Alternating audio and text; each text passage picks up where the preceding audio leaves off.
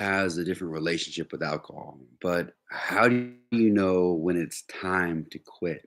How do you know when you've gone a little too far and it's time to either hold back completely on alcohol or really slow it down?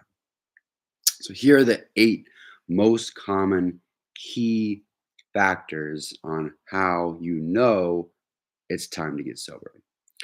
First one, I feel like is one of the most common ones, is you rely on alcohol to cope with stress or emotions.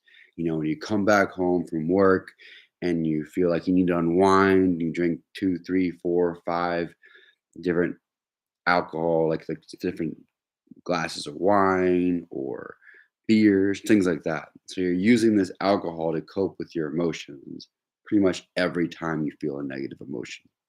That's sign number one.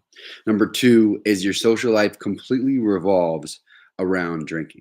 You go out with your friends, you go watch a movie, you go to the bar, um, go out to the restaurant, and every single time it involves drinking. And you feel like if you had a drink in your hand, the event or social thing would be better.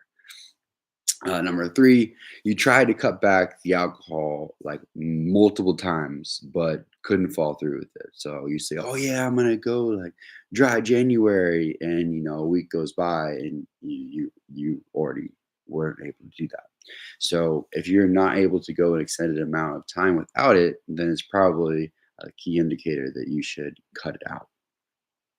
Four is if alcohol is negatively impacting your health, like you're a pre-diabetic, or you've gained a whole bunch of weight, or you have to use a CPAP machine because of your weight gain. That's an indicator that you should probably slow it down or even shut it down completely for health's sake. Number five is you're neglecting the responsibilities or personal goals in your life. So if you want to achieve something, like let's say you want to get back into shape, but you keep gaining weight because you keep drinking. It's kind of hard to, lose the weight and gain the muscle when you're killing your gains with your drinking, or, you're neglecting being able to be present with your kids or your spouse because all you're focused on is wanting to drink and going out with the guys or girls. And number six is your relationships are suffering because of drinking, which is kind of linked to number five. Basically, most of the times when people excessively drink, this causes a real rift between their relationships, especially their intimate relationships. And you'll start to notice that all of the arguments you have are based off of when you're drunk, because you say things you don't want to say and the other person gets hurt, and it's just a mess. So if you're noticing that your relationships are suffering because of the drinking, it's probably time to stop.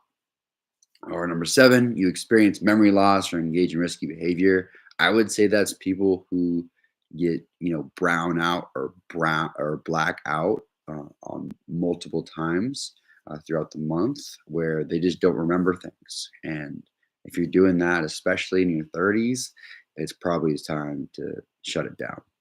And or number eight, you feel guilt and anxious or even shame about your drinking. Especially a big indicator is when you start to notice the people around you, like you don't really vibe with them anymore. You don't vibe with the scenario, the environment you're in, and you're like, well, why am I even here?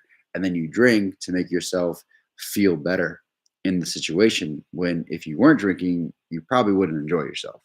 That's a key indicator that you should stop the booze. So, I'm not saying every single person out there that has these things needs a drink right now. It's totally up to you. But I'm just saying that if you are experiencing one or multiple of these things, then eliminating the drinking can only bring positive change to your life. And most people think, oh, like I want to just, go from drinking a lot to drinking a little. And to be honest, that transition is more difficult than for to drinking be drinking a lot to be completely not drinking at all. Now, once you're able to, like, let's say replace, like, let's say you're feeling stressed or anxious and you're drinking in order to cope with that. Once you're able to shut the drinking down completely and deal with that sober instead of buzzed, then it's a lot easier to maintain that relationship throughout your year, 2 years, or throughout the rest of your lifetime. Because if you're still stressed and anxious, and then you go towards one beer, then you're like, okay, well, one beer is not working enough for me, so I'm gonna drink two. Then I'm gonna drink three. You get what I'm saying? It's kind of like a cumulative effect, and as you drink more, you become more tolerant to it, and then you're just back where you just freaking started in the first place.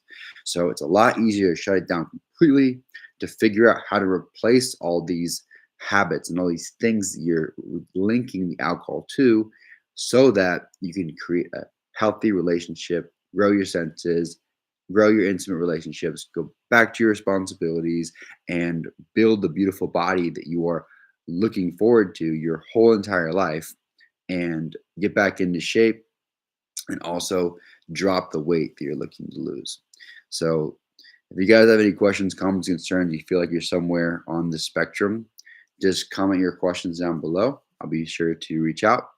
Have a beautiful rest of your night. Much love.